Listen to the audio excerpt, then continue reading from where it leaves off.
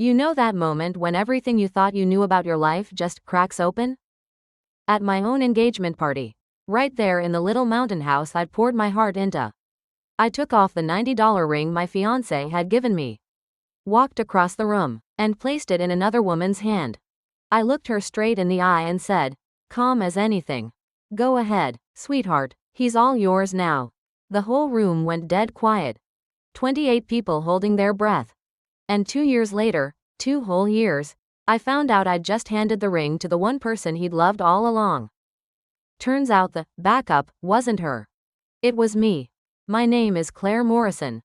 I'm 37. I own a tiny flower shop in downtown Asheville, North Carolina, and until that night, I really thought I was building forever with the man I loved. But I'm getting ahead of myself. Let me take you back to how it all started. It was one of those soft October afternoons in 2019 when the mountains around Asheville start turning gold and red. Like the whole world decided to dress up just for me. I was in the back room of my shop, petal and pine, elbow deep in eucalyptus and blush roses, trying to finish a bridal bouquet before the courier arrived. The front door chimed, and in walked this tall man carrying the most beautiful walnut slab I'd ever seen. He had sawdust in his dark hair and the kind of quiet smile that makes you feel the room got a little warmer. "Claire Morrison?" he asked. "That's me.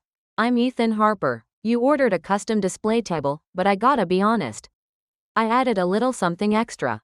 Hope you don't mind." He turned the slab around and carved along the edge, so delicate you almost missed it, were tiny mountain laurels, my flower, my signature bloom. I stood there with pruning shears still in my hand, mouth open like a fool. No client had ever done anything like that for me. We talked for 2 hours that day. About wood grain and petal texture. About how he built things meant to last a lifetime. And how I arranged flowers that were beautiful for only a week, but still tried to make them unforgettable. By the time he left, I knew I was in trouble. The good kind.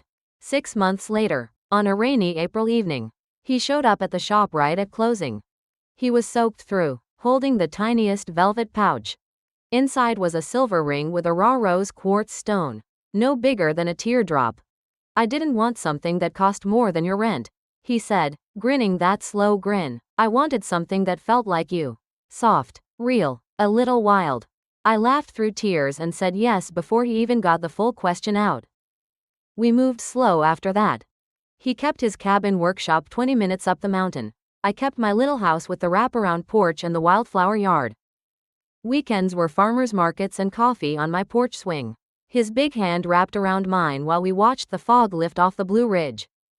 Life felt gentle, safe, like I'd finally found the person who saw every cracked piece of me and thought they fit together just fine. There were tiny things, though. Little shadows I told myself weren't shadows at all. Ethan had this old cedar box he kept on the highest shelf in his workshop. Always locked. When I asked once, he just kissed my forehead and said, "Family stuff, nothing for you to worry about, darlin'." He talked about his childhood friend Lily sometimes.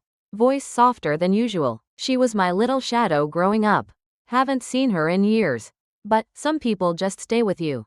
And his mom, Ruth, would look at me sometimes with this quiet sadness, like she wanted to say something but swallowed it instead.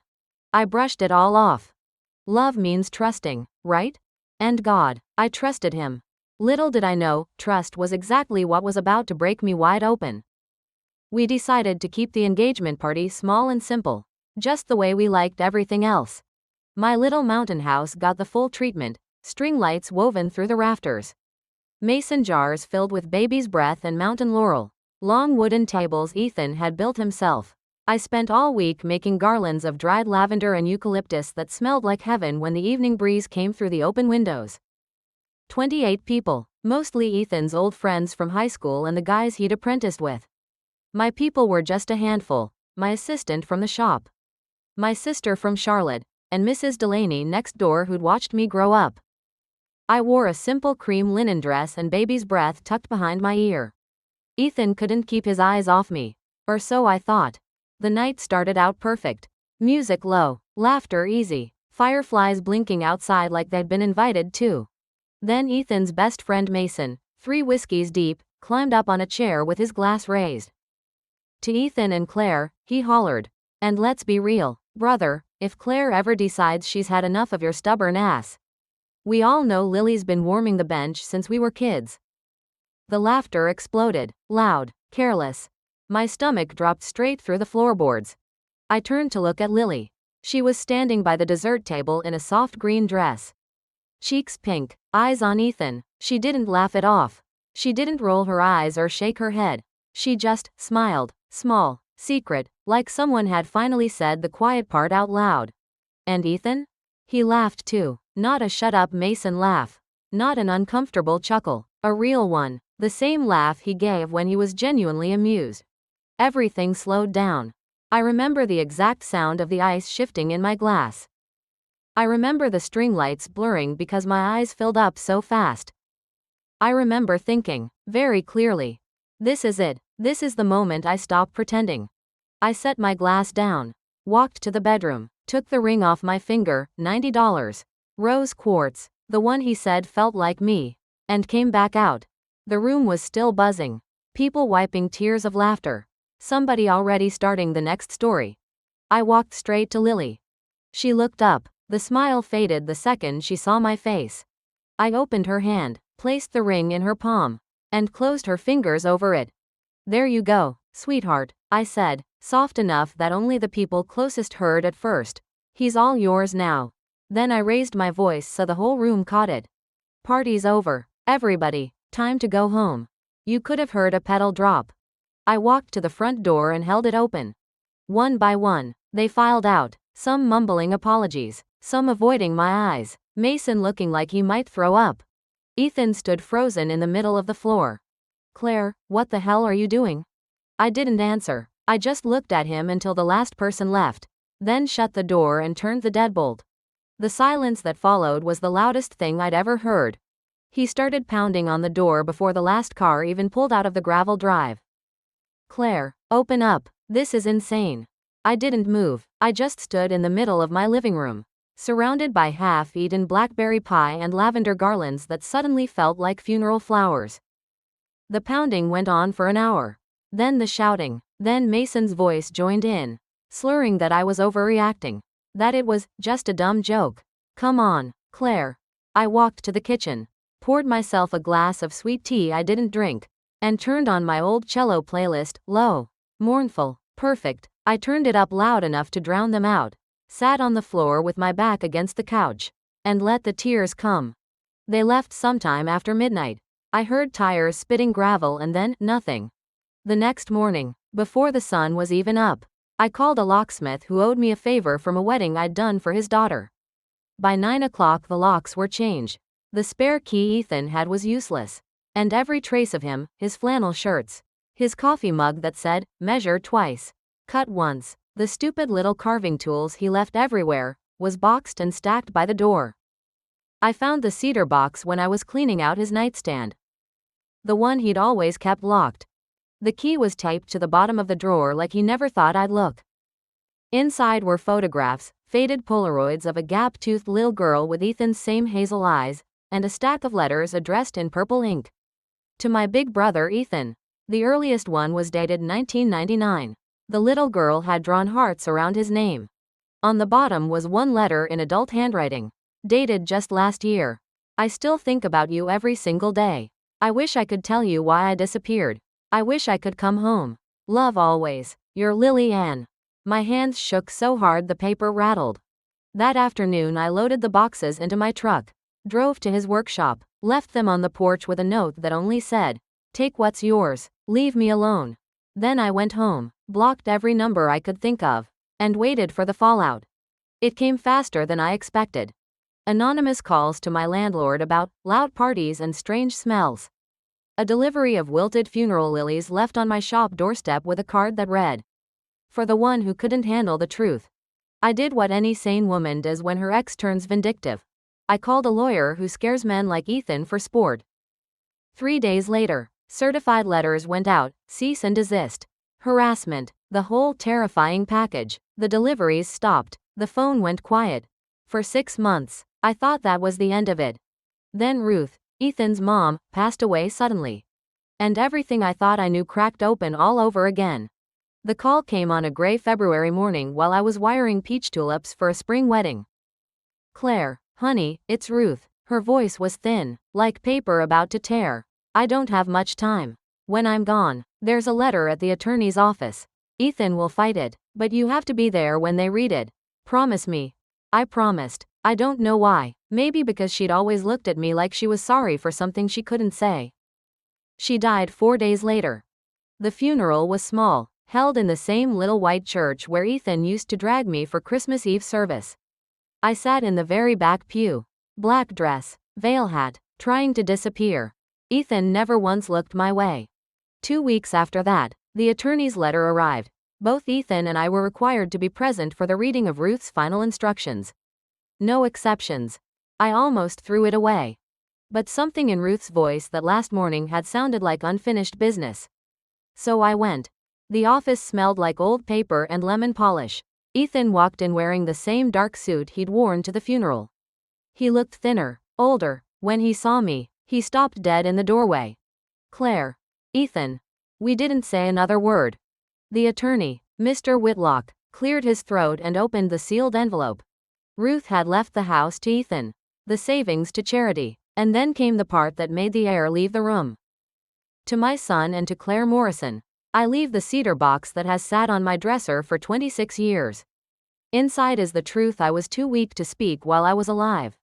Ethan already knows some of it. Claire deserves to know all of it. Only when you both open it together will you understand why I looked at Claire with sorrow in my eyes every single Sunday dinner. Mr. Whitlock slid the familiar cedar box across the desk. Same brass lock, same worn corners. Ethan's hand shook when he took the tiny key from the attorney. He looked at me, eyes pleading for something I wasn't ready to give. I nodded once. He opened it. Inside were hospital bracelets, 2 of them.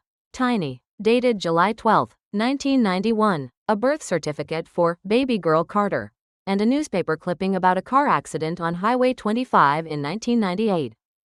And a letter in Ruth's handwriting. Ethan read it first. I watched every drop of color drain from his face. Then he handed it to me like it burned him.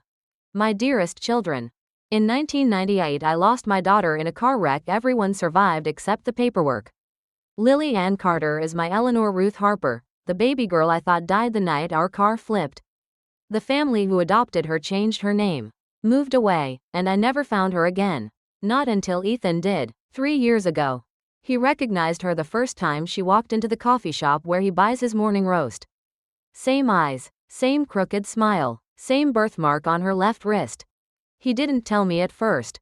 He was terrified of what it would mean. And then he met Claire. He told me he fell in love with you. Claire, I wanted to believe him.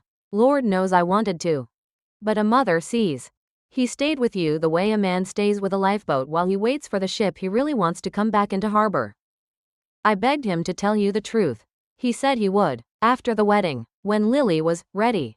I'm dying with that lie still between you all. And I can't carry it anymore. Lily never knew Ethan was her brother until last year. She thought her feelings were wrong. Shameful. Impossible to name. That's why she smiled that night at the party. She thought Mason was mocking a childhood crush that finally had nowhere left to hide. Claire, sweetheart, you were never the backup. You were the placeholder. And I am so sorry. Forgive me for letting my boy hurt you just so he wouldn't have to hurt alone. Ruth. I read it twice, maybe 3 times. The words blurred and sharpened and blurred again. Ethan's voice cracked the silence. I didn't know how to tell you I found my sister, and that I'd been in love with the idea of her my whole life before I ever met you. I looked at him, really looked, for the first time in almost 2 years. And I didn't feel anger anymore. I felt free. I folded Ruth's letter along its old creases and slipped it back into the cedar box like I was putting a bird to sleep. Then I looked at Ethan, really looked at him, and said the first words I'd spoken to him in 18 months. Thank you for finally letting me go. He flinched like I'd slapped him. Claire, I never meant. I know what you meant. I cut in, soft but steady. You meant to keep the peace until everybody was ready. You just forgot the peace was supposed to be mine, too. I picked up the box, tucked it under my arm, and walked out. 2 weeks later I asked Lily to meet me at the shop after closing. She came in wearing her pediatric nurse scrubs. eyes red like she hadn't slept since the funeral. She started apologizing the second the bell above the door stopped jingling. Claire, I never wanted. I know, I said again. I poured her a cup of chamomile and sat her down among the buckets of ranunculus and sweet pea. I'm not here to fight. I just needed to see your face when you heard the truth with no audience. She cried then, quiet, shoulder-shaking sobs. She told me how she'd spent 25 years dreaming of the big brother who used to push her on the tire swing. How she'd carried guilt she couldn't name every time she looked at Ethan and felt her heart race. I thought I was broken, she whispered. Turns out I was just missing half my story. We sat there until the streetlights came on outside the window. When she left, she hugged me so hard the cedar box creaked between us. I don't expect forgiveness, she said. You already have it, I told her. Forgiveness was never the part one was short on. The part one had to find again was me. The months after that were quiet in the way mountain mornings are quiet, deep, slow, full of birds you can't see yet. I kept the shop. I kept the little house with the wrap-around porch. I learned how loud silence can be when it's yours and yours alone. I slept diagonally across the bed. I bought new throw pillows in colors Ethan thought were too much. I took the truck up to the Blue Ridge Parkway at dawn just to watch the sun spill over valleys that didn't need anyone's permission to be beautiful. Some Saturdays I'd drive to the children's hospital and bring buckets of bright zinnias for Lily to give her patients. We never talked about Ethan. We just arranged flowers side by side and let the scent do the healing. One evening last October, almost 2 years to the day after I handed over that rose quartz ring, I was closing up when rain started tapping the tin roof of the shop. I locked the door, turned off the lights, and stood in the dark surrounded by the smell of wet earth and leftover peonies. And I realized I hadn't thought about him once all day. Not the ring. Not the laughter in my living room. Not the letter that called me a placeholder. None of it. I walked home through the drizzle, barefoot because I felt like it, hair sticking to my cheeks, porch light glowing like it had been waiting up for me. I brewed a cup of Earl Grey, took it out to the swing, and let the rain fall soft and steady around me. The mountains were black against a bruised purple sky, and for the first time in years the quiet didn't feel empty. It felt full. Full of every bouquet I'd ever made. Full of every sunrise I'd watched alone and still found beautiful. Full of the woman I'd become when I finally stopped waiting for someone else to hand me my worth. I used to think silence meant something was missing. Now I know better. Silence is the sound of everything finally falling into place.